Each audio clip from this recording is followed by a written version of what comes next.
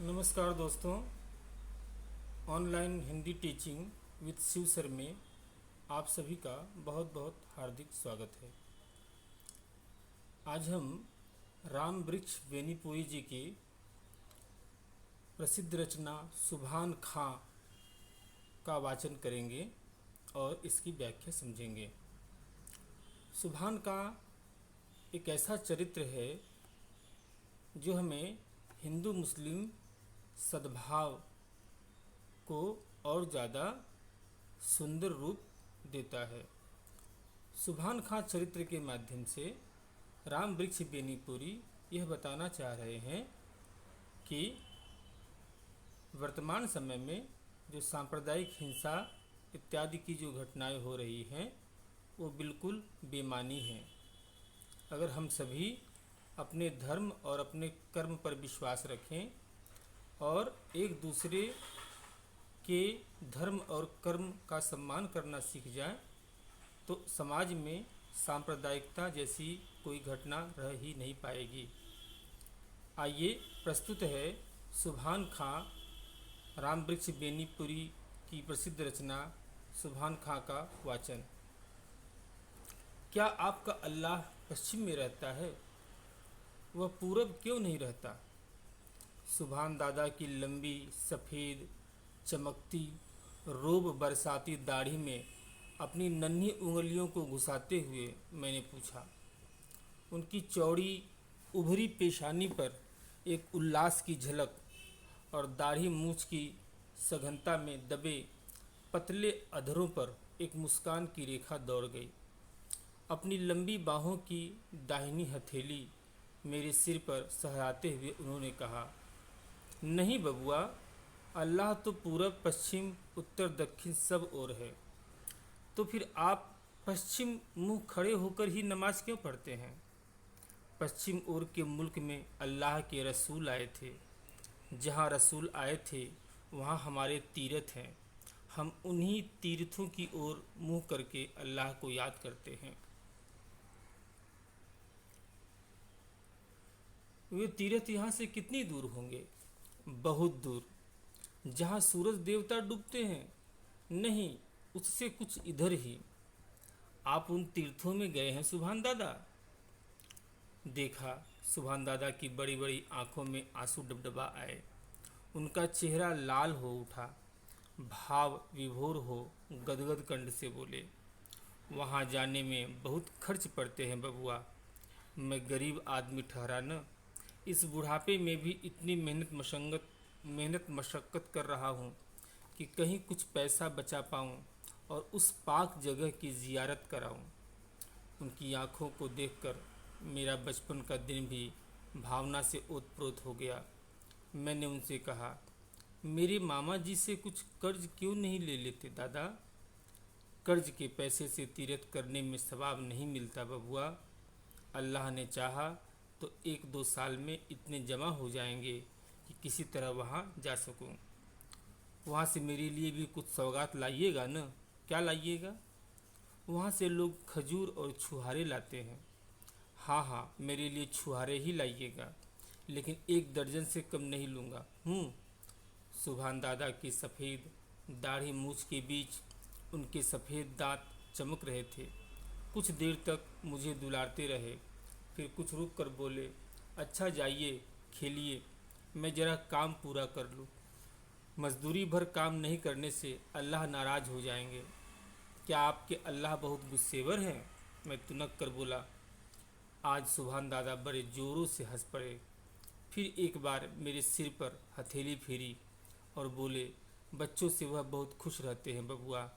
वह तुम्हारी उम्र दराज करें। कहकर मुझे अपने कंधे पर ले लिया। मुझे लेते हुए दीवार के नज़दीक आए, वहाँ उतार दिया और झट अपनी कन्नी और बसूली से दीवार पर काम करने लगे। सुभान खां एक अच्छे राजमिस्त्री समझे जाते थे। जब जब घर की दीवारों पर कुछ मरम्मत की ज़रूरत होती है उन्हें बुला लिया जाता है। आते हैं, 5-7 रोज़ यहाँ रहते हैं, काम खत्म कर चले जाते हैं।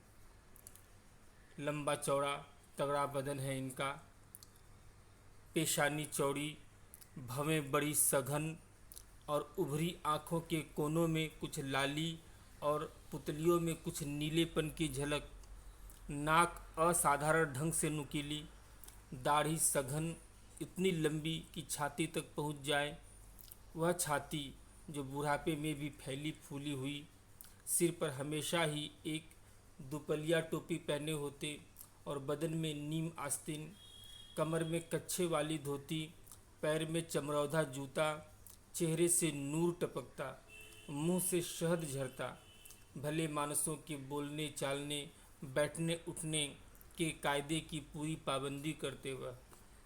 किंतु बचपन में मुझे सबसे अधिक भांति उनकी वह सफ़ेद चमकती हुई दाढ़ी, नमाज के वक्त कमर में धारीदार लुंगी और शरीर में सादा कुर्ता पहन, घुटने टेक, दोनों हाथ छाती से जरा ऊपर उठा, आधी आंखें मूंद कर जब वह कुछ मंत्र सा पढ़ने लगते, मैं विस्मय विमुग्ध होकर उन्हें देखता रह जाता।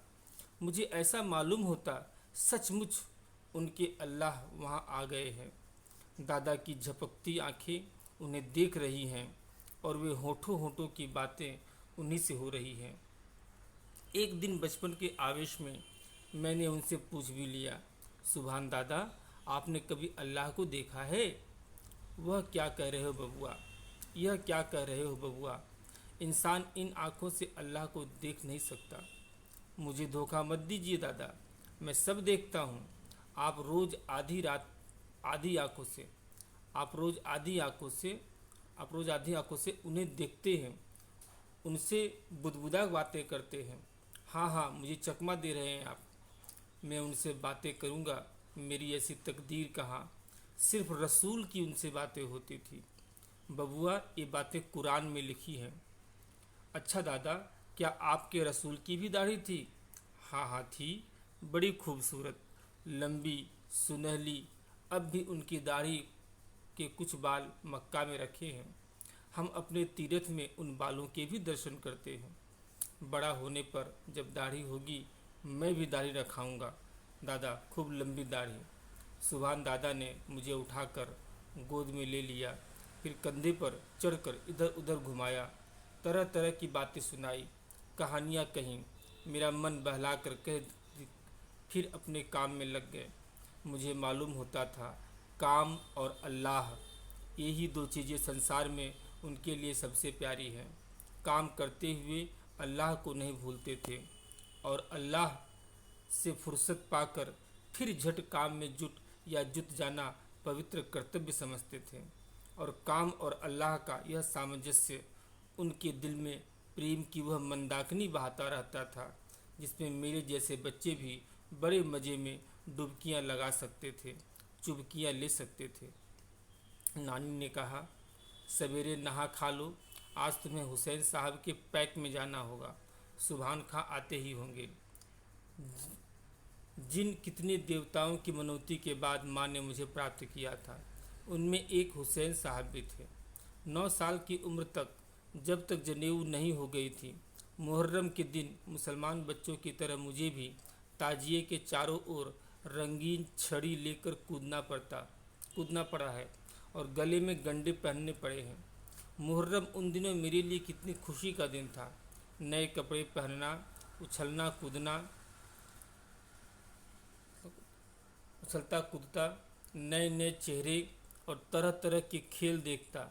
धूम धक्कड़ में किस तरह 4 पहर गुजर जाते। इस मुहर्रम के पीछे जो रोमांचकारी, हृदय को पिघलाने वाली, करुण रस से भरी दर्द अंगेज घटना छिपी है, उन दिनों उसकी खबर भी कहाँ थी। खैर, मैं नहा धोकर पहन ओढ़कर इंतजार ही कर रहा था कि सुभान दादा पहुँच गए, मुझे कंधे पर ले लिया और अपने गांव में ले गए। उनका घर क्या था, बच्चों का अखाड़ा बना हुआ था। पोते पोतियों, नाती नातिनों की भरमार थी उनके घर में। मेरी ही उम्र के बहुत बच्चे रंगीन कपड़ों से सजे धजे, सब मानो मेरे ही इंतजार में। जब पहुंचा, सुभान दादा की बूढ़ी बीवी ने मेरे गले में एक बद्धी डाल दी, कमर में घंटी बांध दी, हाथ में 2 लाल चूड़ियां दे दी और उन बच्चों के साथ मुझे लिए दिए करबला की ओर चले। दिन भर उछला कूदा, तमाशे देखे, मिठाइयाँ उड़ाई और शाम को फिर सुभान दादा के कंधे पर घर पहुंच गया। ईद बकरीद को न सुभान दादा हमें भूल सकते थे, न होली दिवाली को हम उन्हें। होली के दिन नानी अपने हाथों में पुए, खीर और गोश्त परोसकर सुभान दादा को खिलाती और तब मैं ही अपने हाथों से अबीर लेकर उनकी दाढ़ी में मलता। एक बार जब उनकी दाढ़ी रंगीन बन गई थी, मुझे पुरानी बात याद आ गई। मैंने कहा, सुभान दादा, रसूल की दाढ़ी भी तो ऐसी ही रंगीन रही होगी। उस पर अल्लाह ने ही रंग दे रखा था बबुआ। अल्लाह की उन पर खास मेहरबानी थी। उनके जैसा नसीब हम मामूली इंसानों को कहा। ऐसा कहकर झट आंखें मूंदकर कुछ बुदबुदाने लगे, जैसे वह ध्यान में उन्हें देख रहे हों। मैं भी कुछ बड़ा हुआ। उधर दादा भी आखिर हज कर ही आए। अब मैं बड़ा हो गया था, लेकिन उन्हें छुहारे की बात भूली नहीं थी। जब मैं छुट्टी में शहर के स्कूल से लौटा, दादा यह अनुपम सौगात लेकर पहुँचे। इधर उनके घर की हालत भी अच्छी हो चली थी। दादा के पुण्य और लायक बेटों की मेहनत ने काफ़ी पैसे इकट्ठे कर लिए थे, लेकिन उनमें वही विनम्रता और सज्जनता थी और पहले की ही तरह शिष्टाचार निभाया। फिर छुहारे निकाल मेरे हाथ पर रख दिए। बबुआ, यह आपके लिए खास अरब से लाया हूँ, याद है न? आपने इसकी फरमाइश की थी।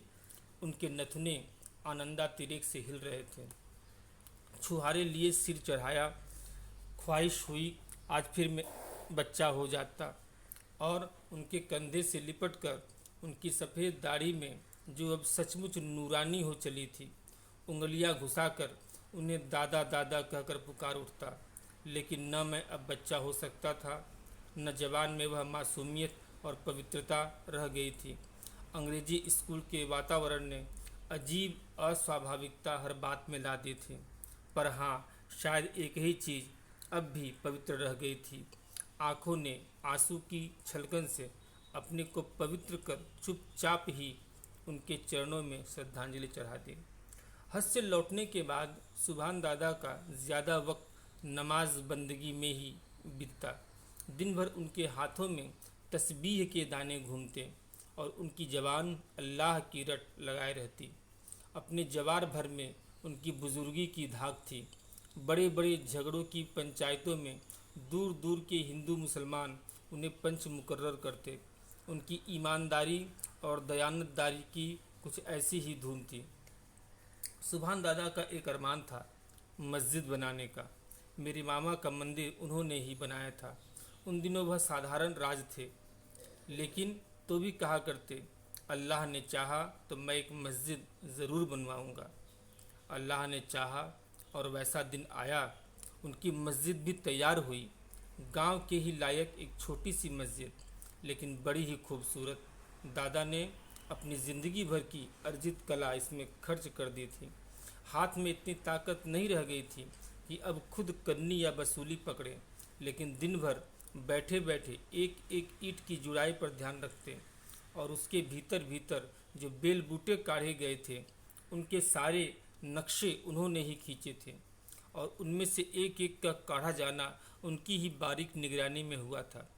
मेरे मामा जी के बगीचे में शीशम, सखुए, कटहल आदि इमारतों में काम आने वाले पेड़ों की भरमार थी। मस्जिद की सारी लकड़ी हमारे ही बगीचे से गई थी। जिस दिन मस्जिद तैयार हुई थी, सुभान दादा ने जवार भर के प्रतिष्ठित लोगों को न्योता दिया था। जुम्मा का दिन था। जितने मुसलमान थे सब ने उसमें नमाज पढ़ी थी। जितने हिंदू आए थे उनके सत्कार के लिए दादा ने हिंदू हलवाई रखकर तरह तरह की मिठाइयाँ बनवाई थी। पान इलायची का प्रबंध किया था। अब तक भी लोग उस मस्जिद के उद्घाटन के दिन की दादा की मेहमानदारी भूले नहीं हैं। यहाँ तक वेस्ट बंगाल बोर्ड की बुक्स में यहाँ तक ही सुभान खां दिया हुआ है, लेकिन सुभान खां जो निबंध है, जो कहानी है, ये और लंबी है। हम इसको भी पूरा पढ़ेंगे। देखते हैं। ज़माना बदला। मैं अब शहरों में ही ज़्यादातर रहा और शहर आए दिन हिंदू मुस्लिम दंगों के अखाड़े बन जाते थे। हाँ, आए दिन देखिएगा, एक ही सड़क पर हिंदू मुसलमान चल रहे हैं, एक ही दुकान पर सौदे खरीद रहे हैं, एक ही सवारियों पर जानू बजानू आ जा रहे हैं, एक ही स्कूल में पढ़ रहे हैं, एक ही दफ्तर में काम कर रहे हैं कि अचानक सबके सिर पर शैतान सवार हो गया। हल्ला, भगदड़, मारपीट, खून खराबा, आगजनी, सारी खुराफातों की छूट, न घर महफूज, न शरीर, न इज्जत। प्रेम, भाईचारे और सहृदयता के स्थान पर घृणा, विरोध और नृशंस हत्या का उल्लंघन नृत्य। शहरों की यह बीमारी धीरे धीरे देहात में घुसने लगी। गाय और बाजे के नाम पर तकरारें होने लगी। जो जिंदगी भर कसाई खानों के लिए अपनी गायें बेचते रहे, वे ही एक दिन किसी एक गाय के कटने का नाम सुनकर ही कितने इंसानों के गले काटने को तैयार होने लगे। जिनके शादी ब्याह पर्व त्योहार बिना बाजे के नहीं होते, वे मुहर्रम की गर्मी के दिन भी बाजे गाजों की धूम किए रहते, अब वे ही अपनी मस्जिद के सामने से गुजरते हुए 1 मिनट के बाजे पर खून की नदियां बहाने को उतारू हो जाते। कुछ पंडितों की बन आई, कुछ मुल्लाओं की चलती बनी। संगठन और तंजीम के नाम पर फूट और कलह के बीज बोए जाने लगे। लाठियां उछली, छुरे निकले, खोपड़ियां फूटी, अंतड़ियां बाहर आई। कितने नौजवान मरे, कितने घर फूके, बाकी बच गए खेत खलिहान, सो अंग्रेजी अदालत के खर्चे में पीछे कुर्क हुए। खबर फैली, इस साल सुभान दादा के गांव के मुसलमान भी कुर्बानी करेंगे। जवार में मुसलमान कम थे, लेकिन उनके जोश का क्या कहना। इधर हिंदुओं की जितनी गाय पर ममता न थी, उससे ज़्यादा अपनी तादाद पर घमंड था। तनातनी का बाजार गर्म। खबर यह भी फैली कि सुभान खां की मस्जिद में ही कुर्बानी होगी। सुभान खां की मस्जिद में ही कुर्बानी होगी? नहीं, ऐसा नहीं हो सकता। अगर हुई तो क्या होगा? हमारी नाक कट जाएगी। लोग क्या कहेंगे? इतने हिंदू के रहते गौ माता के गले पर छुरी चली। छुरी से गौ माता को बचाना है तो गौरा गौरी के कसाई खाने पर हम धावा करें। और अगर सचमुच जोश है तो चलिए मुजफ्फरपुर अंग्रेज़ फौज की छावनी पर ही धावा बोले। कसाई खाने में तो बूढ़ी गायें कटती हैं, छावनी में तो मोटी ताजी बछियाँ ही काटी जाती हैं, लेकिन वे तो हमारी आंखों से दूर हैं। देखते हुए मक्खी कैसे निगली जाएगी? माफ़ कीजिए, दूर नज़दीक की बात नहीं है, बात है हिम्मत की, ताकत की। छावनी में आप नहीं जाते हैं इसलिए कि वहाँ सीधे तोप के मुंह में पड़ना होगा। यहाँ मुसलमान एक मुट्ठी है, इसलिए आप टूटने को उतावले हैं। आप सुभान खां का पक्ष ले रहे हैं, दोस्ती निभाते हैं, धर्म से बढ़कर दोस्ती नहीं। कुछ नौजवानों को मेरे मामा जी की बातें ऐसी बुरी लगी कि सख्त सुस्त कहते वहाँ से उठकर चल दिए। लेकिन कितना भी गुस्सा किया जाए, चीखा चिल्लाया जाए, यह साफ बात है कि मामा की बिना रजामंदी के किसी बड़ी घटना के लिए किसी की पैर उठाने की हिम्मत नहीं हो सकती थी। उधर सुभान दादा के दरवाजे पर भी मुसलमानों की भीड़ है। न जाने दादा में कहाँ का जोश आ गया। वह कहकर कड़क कर कह रहे हैं, गाय की कुर्बानी नहीं होगी। ये फालतू बातें सुनने को मैं तैयार नहीं हूँ। तुम लोग अब हमारी आंखों के सामने से हट जाओ। क्यों नहीं होगी? क्या हम अपना मज़हब डर के मारे छोड़ देंगे? मैं कहता हूँ, यह मज़हब नहीं है। मैं हज से हो आया हूँ, कुरान मैंने पढ़ी है। गाय की कुर्बानी लाजमी नहीं है। अरब में लोग दुम्बे और ऊँट की कुर्बानी उमूमन करते हैं, लेकिन हम गाय की कुर्बानी करें तो वे रोकने वाले कौन होते हैं? हमारे मज़हब में वे दखल अंदाजी क्यों करेंगे? उनकी बात उनसे पूछो। मैं मुसलमान हूँ, कभी अल्लाह को नहीं भूला हूँ। मैं मुसलमान की हैसियत से कहता हूँ, मैं गाय की कुर्बानी न होने दूंगा, न होने दूंगा। दादा की समूची दाढ़ी हिल रही थी, गुस्से से चेहरा लाल था, होंठ फरक रहे थे, शरीर तक हिल रहा था। उनकी यह हालत देख सभी चुप रहे, लेकिन एक नौजवान बोल उठा, आप बड़े हैं, आप अब अलग बैठिए, हम काफिरों से समझ लेंगे। दादा चीख उठे, कल्लू के बेटे, जवान संभाल कर बोल। तू किन्हें काफिर कह रहा है? और मेरे बुढ़ापे पर मत जा। मैं मस्जिद में चल रहा हूँ, पहले मेरी कुर्बानी हो लेगी, तब गाय की कुर्बानी हो सकेगी। सुभान दादा वहाँ से उसी तनातनी की हालत में मस्जिद में आए, नमाज पढ़ी, फिर तस्बीह लेकर मस्जिद के दरवाजे की चौखट पर मेरी लाश पर होकर ही कोई भीतर घुस सकता है, कहकर बैठ गए। उनकी आंख मुदी है, किंतु आंसुओं की झड़ी उनके गाल से होती उनको दाढ़ी को भिगोती अजस्र रूप में गिरती जा रही है। हाथ में तस्बीह के दाने हिल रहे हैं और होठों पर जरा जरा जुम्बिश है, नहीं तो उनका समूचा शरीर संगमरमर की मूर्ति सा लग रहा है। निश्चल निस्पंद धीरे धीरे मस्जिद के नज़दीक लोग इकट्ठे होने लगे, पहले मुसलमान फिर हिंदू भी। अब गाय की कुर्बानी का सवाल दादा की आंसुओं की धारा में बहकर न जाने कहाँ चला गया था। वह साक्षात देवदूत से दिख पड़ते थे, देवदूत जिसके रोम रोम से प्रेम और भाईचारे का संदेश निकलकर वायुमंडल को व्याप्त कर रहा था।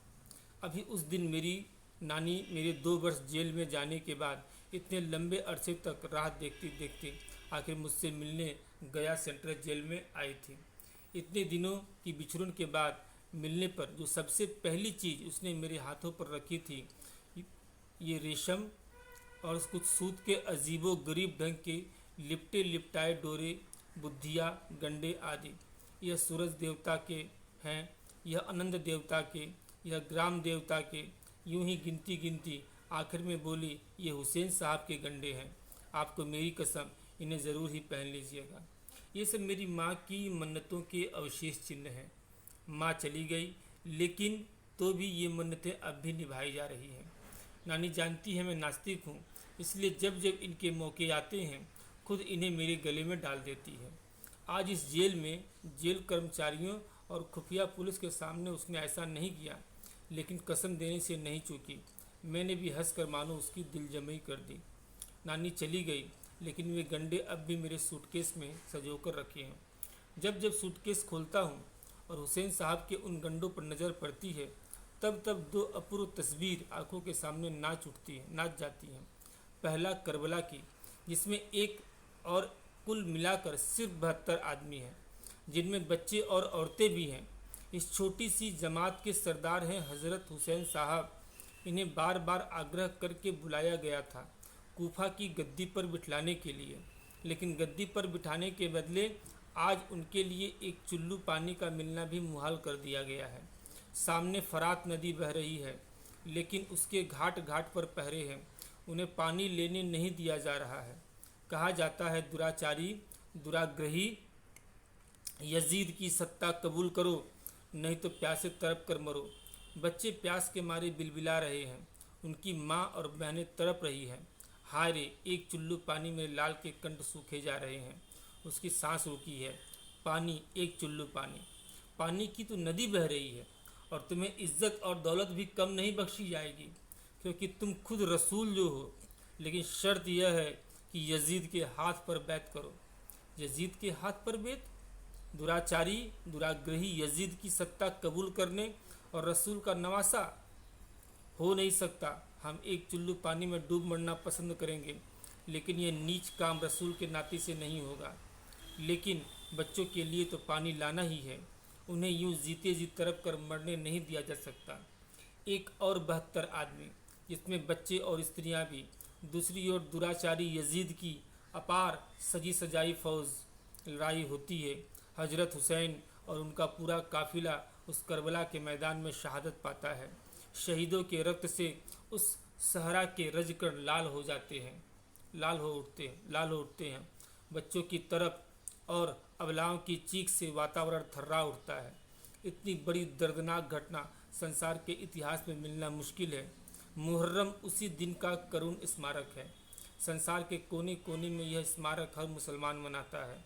भाईचारा बढ़ाने पर हिंदुओं ने भी इसे अपना त्यौहार बना लिया था, जो सब तरह ही योग्य था। और दूसरी तस्वीर सुभान दादा की, जिनके कंधे पर चढ़कर मैं मुहर्रम देखने जाया करता था। वह चौड़ी पेशानी, वह सफ़ेद दाढ़ी, वह ममता भरी आँखें, वह शहद टपकाने वाले होंठ, उनका यह नूरानी चेहरा, जिनकी ज़बानी अल्लाह और काम के बीच में बराबर हिस्से में बटी थी, जिनके दिमाग में आला ख्याल थे और हृदय में प्रेम की धारा लहराती थी। वह प्रेम की धारा जो अपने पराये सबको समान रूप से शीतल करती और सींचती है। मेरा सिर सिजदे में झुका है। करबला के शहीद के सामने मैं सप्रेम नमस्कार करता हूँ अपने प्यारा सुभान दादा को। आइए, तो सुभान खां ये राम वृक्ष बेनीपुरी की लिखित रचना ये समाप्त होती है यहाँ पर। और आपने देखा किस प्रकार ये पूरा का पूरा जो कहानी है हम देखते हैं कि सुभान खां एक ऐसे चरित्र के रूप में हमारे सामने आते हैं जहाँ वो हिंदू मुस्लिम एकता और हिंदू मुस्लिम सद्भाव का परिचय देते हैं, जहाँ वो मस्जिद में गाय भी कटने नहीं देते, और लेखक के परिवार को किस प्रकार वो पूरी अपनी निष्ठा और प्रेम से सींचते भी हैं। तो इस कहानी और ऐसी कहानियाँ हमारे सांप्रदायिक माहौल में और मिठास लाती हैं और उसमें मुलायमियत लाती हैं। तो आज यहीं तक, और इसे आप अच्छी तरीके से सुनेंगे, क्योंकि जितना ज़्यादा आप सुनेंगे उतना ही ज़्यादा कहानी के मर्म को आप अच्छी तरीके से समझने में सक्षम हो सकेंगे। अगर आपको ये चैनल पसंद आया, ये प्रयास पसंद आया, तो अवश्य ही इसे लाइक, शेयर और सब्सक्राइब अवश्य करें। ऑनलाइन हिंदी टीचिंग में आज इतना ही। फिर अगले दिन किसी नए वीडियो के साथ हाजिर होऊंगा। बहुत बहुत धन्यवाद।